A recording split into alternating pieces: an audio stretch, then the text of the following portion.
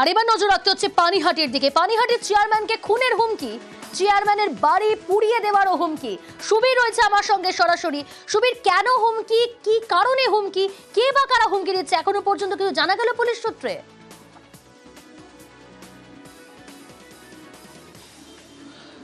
দেখো, বেশ কিছুদিন আগে পানিহাটি পৌরসভার কাউন্সিলর তথা তৃণমূল মুখপাত্র সম্রাট চক্রবর্তীকে একদম এইভাবেই আন্তর্জাতিক ফোন কল থেকে কিন্তু এরকমভাবে কিন্তু প্রাণনাশের হুমকি দেওয়া হয় এবং তার এক মাস কাটতে না কাটতেই কিন্তু ফের 16 তারিখ থেকে 19 তারিখ পর্যন্ত কিন্তু মোট 6 বার এইভাবে কিন্তু আন্তর্জাতিক ফোন কল থেকে প্রাণনাশের হুমকি দেওয়া হয় পানিহাটি পৌরসভার যে চেয়ারম্যান রয়েছে সোমনাথ দেবকে। এবং তাকে বলা হয় যে পানিহাটি পৌরসভার বিভিন্ন নিকাশি ব্যবস্থা থেকে শুরু করে বিভিন্ন যে সমস্যা রয়েছে সেই জিনিসগুলো তাকে সে ঠিকমতো দেখছেন না এবং সেই জায়গা থেকে কিন্তু তাকে প্রাণনাশের হুমকি দেওয়ার পাশাপাশি তার যে বাড়ি, সে বাড়ি কিন্তু পুড়িয়ে দেওয়ার, আগুনে পুড়িয়ে দেওয়ার কিন্তু হুমকিও কিন্তু সেই ফোনে দেওয়া হয়েছে, এমনটাই কিন্তু অভিযোগ। এবং এই গোটা ঘটনায় কিন্তু এই যে চেয়ারম্যান যিনি রয়েছেন তিনি যথেষ্ট আতঙ্কিত এবং সেই জায়গা থেকে ইতিমধ্যেই খর্দ থানাতে লিখিত অভিযোগ দায়ের করেছেন এবং বারাকপুর পুলিশ কমিশনারেটের যিনি সিপি রয়েছেন তারও দপ্তরে কিন্তু ইতিমধ্যে তিনি লিখিত অভিযোগ দায়ের করেছেন। এবং এই জায়গা থেকে দাঁড়িয়ে তিনি পানিহাটি পৌরসভাতে যাতায়াত করেন এবং সেখান থেকে তিনি বিভিন্ন জায়গাতে তিনি যান এবং বিভিন্ন সমস্যার জন্য কিন্তু বিভিন্ন জায়গা থেকে যেতে হয়। এই যে একের পর এক এই যে হুমকি এবং প্রাণনাশের হুমকির যে ফোন কল আসছে, যে ফোন কল আন্তর্জাতিক ফোন নাম্বার থেকে আসছে এমনটাই বলা হচ্ছে এবং সম্রাট চক্রবর্তীকে যেই নাম্বারে বা যেই কণ্ঠস্বরে ফোন করা হয়েছে সেই একই কণ্ঠস্বর কিন্তু চেয়ারম্যানকেও কিন্তু করা হয়েছে, এমনটাই চেয়ারম্যান দাবি করছেন। এবং এই গোটা ঘটনা কিন্তু তদন্ত শুরু করেছে Barrackpore police commissionerate cyber crime বিভাগ থেকে শুরু করে খর্দ থানার পুলিশ। নজর থাকুক। 11:56 কল আসে, তা প্রথম ফোনটা আমি ধরি, এই একই নাম্বার থেকে বারবার ধরে ফোন আসাতে এবং ফেসবুক সেখানে বিভিন্ন ধরনের মন্তব্য লেখা হচ্ছে, তাতে বলছে আমাকে আর সম্রাট চক্রবর্তীর বাড়ি পুড়িয়ে দেওয়ার হুমকি দিচ্ছে। আমি তাকে বারবার বলেছিলাম যখন ফোনটা এসেছিল যে আপনি আসুন না, আমি অনেক দূর থেকে বলছি, আমি যেতে পারবো না, আমি যেটা বলছি সেটা আপনাকে শুনতে হবে, মানে থ্রেটনিংভাবে।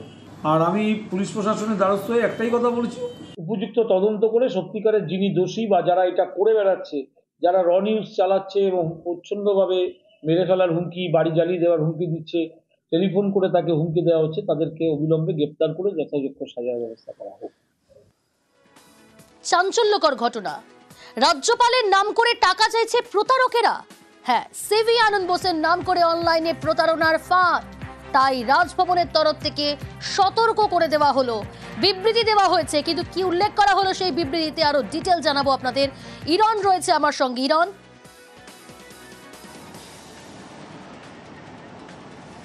একদমই, দেখো, রাজভবনের তরফ থেকে একটি বিবৃতি প্রকাশ করা হয়েছে। কেন এই বিবৃতি? তার কারণ রাজ্যের রাজ্যপাল সিভি আনন্দ বোস, তার নাম করে প্রতারণার ফাঁদ পাতা হয়েছে এবং বিভিন্ন জায়গায় সোশ্যাল মিডিয়ায়, ইমেলে, ফোনের মাধ্যমে নাকি এরকম একটা অভিযোগ করা হচ্ছে যে রাজ্যপালের নাম করে সুযোগ সুবিধা পাইয়ে দেওয়া, বিভিন্ন ইস্যুতে এবং তার বিনিময়ে টাকা চাওয়া, এরকম অভিযোগ একাধিক জমা পড়েছিল।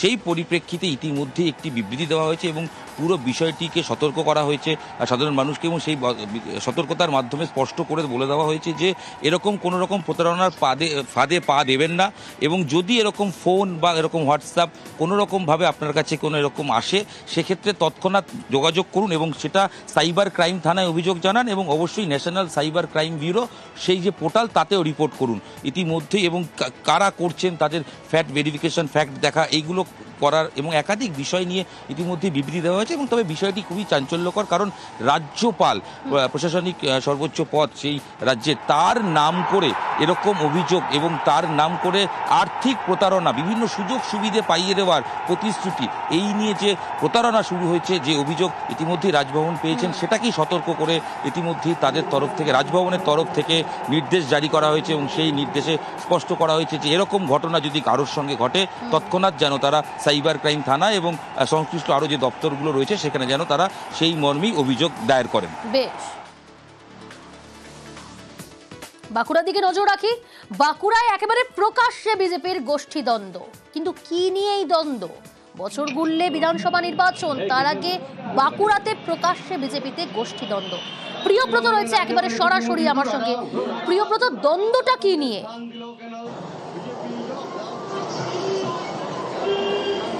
দেখো, জেলা কমিটি গঠন করা হয়েছে রাজ্যের বেশ কয়েকটি জেলার পাশাপাশি বাঁকুড়া জেলা তো, এবং সেখানেই রানীবাঁধের দুঃখী রানী মোদি রয়েছে, স্থান পেয়েছে।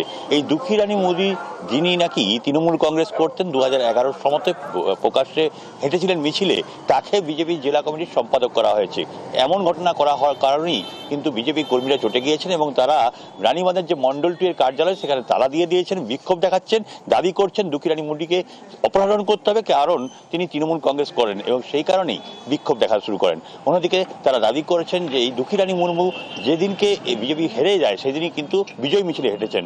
এই ঘটনা অবশ্যই স্বীকার করে নিয়েছেন দুঃখী রানী মোদি নিজে, কারণ সে তখন তৃণমূল কংগ্রেস সন্ত্রাস করছিল, তাই তাকে হারতে হয়েছিল। তিনি বিজেপিতে আছেন এমনটা দাবি করেছেন দুঃখী রানী মোদি নিজে। তৃণমূল কংগ্রেস অবশ্য কটাক্ষ করছে যে লোকজন নেই তাই বিজেপিকে যাকে তাকে ধরে পদ দিতে হচ্ছে। এই দুঃখী রানী মোদি কোনোদিনই তৃণমূল কংগ্রেস করেনি। প্রিয়াঙ্কা। কালকেই জেলা কমিটি ঘোষণা হয়েছে, সেই জেলা কমিটিতে দেখলাম দুঃখী রানী মোদি একজন আগেও তৃণমূল করেছেন এবং 2021 সালে ভোটে উনি বিজয় মিছিলে তৃণমূলের সাথে ছিলেন, এখনও আছেন। সেরকম একজনকে জেলা কমিটিতে জায়গা দেওয়ার জন্য রানীবাঁধ মন্ডল 2 এর সমস্ত কার্যকর্তা, বুথ সভাপতি, BLA 2 থেকে শুরু করে শক্তি প্রমুখ থেকে শুরু করে আমাদের পঞ্চায়েত মেম্বাররা শুরু করে তারা সবাই বিক্ষুব্ধ হয়েছেন যে ওনাকে অবিলম্বে এই দল থেকে বাদ দিতে হবে। যদি বাদ না দেয় সামনেই আমাদের বিধানসভার ভোট, তাতে দলের ক্ষতি হবে। যতদিন না বাদ দেওয়া হবে ততদিন আমাদের কার্যালয় এবং কর্মসূচি, ভারতীয় জনতা পার্টির সমস্ত কর্মসূচি বন্ধ থাকবে। আমার একটা সম্পত্তির কারণে, কিছু পারিবারিক ঝামেলার কারণে আমাকে খুব ওই 2 তারিখে মারধর করেছিল, মানে 21-এর পরে রেজাল্টের পরের দিনে। যার কারণ আমি নিজের বাঁচার তাগিদে আমি ঝান্ডাটি ওদের সেই দিনটা শুধু ধরেছিলাম। এটা সবাই জানে, কারণ যা চলছে তাতে করে আমার মনে হয়েছে যে আমাকে আগে টিকে থাকতে হবে, তারপরে দলের কথা ভাববো। তারপরে যদি কোনো মানুষ দেখাতে পারে যে এই মানুষটা এই দলটা করেছে, তাহলে কিন্তু আমি রাজনীতি ছেড়ে দেবো। সে কে কি বললো কি না বললো কিছু যায় আসে না আমার। হ্যাঁ, আমি তারপর থেকে তো বিজেপিই করি। মালদা মানিকচক, সেখানে আবার ভাঙন রোধের কাজ নিয়ে বচসা। মানিকচকে ভাঙন রোধের কাজ নিয়ে বচসা, স্থানীয় দুপক্ষের মধ্যে বচসা, তর্কাতর্কি। সেবক রয়েছে আমার সঙ্গে। সেবক, একদিকে ভাঙনের জেরে ভিটে বাটি ছেড়ে অনেকেই চলে যাচ্ছে দূর দূরান্তে, আবার অনেকে সেই ভাঙন কিভাবে রোধ করা যায় তা নিয়েও চিন্তা ভাবনা শুরু করেছেন। প্রশাসনিক আধিকারিকদের কাছে তারা হেল্প চাইছেন। আর এই পরিস্থিতিতে ভাঙন রোধের কাজ নিয়ে বচসা।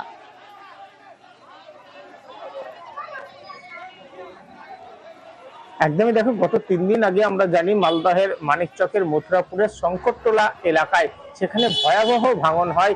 নদীর পাড়ের বিস্তীর্ণ এলাকা নদীগর্ভে তলিয়ে যায়, যেখানে ঘরবাড়ির পাশাপাশি পাকা নির্মাণ, একাধিক যানবাহন পর্যন্ত নদীগর্ভে তলিয়ে গিয়েছিল। আর এরপরে সেচ দপ্তর ওই এলাকায় যাতে নতুন করে ভাঙন না হয় তাই জন্য কাজ শুরু করেছেন ভাঙন রোধের জন্য। এবং এই এলাকায় এখনই শক্তপোক্ত কাজ না হলে আরো বেশ কিছু নির্মাণ রয়েছে, 2তলা 3তলা বাড়ি রয়েছে, যেগুলি নদীগর্ভে চলে যেতে পারে এমন আশঙ্কা রয়েছে। এই অবস্থায় নিম্নমানের কাজ নিয়ে দুপক্ষের মধ্যে বচসা। কারণ এক পক্ষের অভিযোগ যে প্রথম দিন যে কাজ শুরু হয়েছিল, যত দিন গড়াচ্ছে নিম্নমানের কাজ হচ্ছে, বালির বস্তা যেটা নদীর পাড়ে ফেলা হচ্ছে সেটা পুরোপুরি ভর্তি না করে অর্ধেক অবস্থায় সেলাই করে ফেলে দেওয়া হচ্ছে, যার ফলে প্রচুর টাকার যেমন নয়ছয় হচ্ছে, তাছাড়া কাজ টিকবে না, আবার ভাঙন হবে। অন্যদিকে অন্য পক্ষ যারা বিবাদে জড়িয়ে পড়েন তাদের বক্তব্য এই নিম্নমানের কাজ বলে বাধা সৃষ্টি করা হচ্ছে, এতে করে কাজের কাজ কিছু হবে না, বরঞ্চ যে ভাঙন প্রতিরোধের কাজ তার গতি কমে যাবে এবং এর ফলে যে কোনো সময় আবার ভাঙন হয়ে বিপদে পড়তে হতে পারে প্রচুর মানুষকে। ফলে ওই এলাকার কাজের মান নিয়ে এক অংশের প্রশ্ন, আরেক অংশ যাতে কোনোভাবে বিঘ্ন না ঘটে কাজে, তার সপক্ষে। এই দুই পক্ষের মধ্যেই কিন্তু আজকে গোলমাল, হাতাহাতি, মারামারি, ধস্তাধস্তি পরিস্থিতি, যা সামাল দিতে পুলিশকে নামতে হয়। বাড়তি পুলিশ নামিয়ে ওই এলাকায় কাজ চলছে। সেচ দপ্তর জানিয়েছে যাতে গুণমান ঠিক থাকে তা নিশ্চিত করা হবে। এখানে মাটি সঠিক পরিমাণে মাটি ভরা যাচ্ছে না, যেরকম কাজ হওয়া উচিত সেরকম কাজ করছে না। কিছু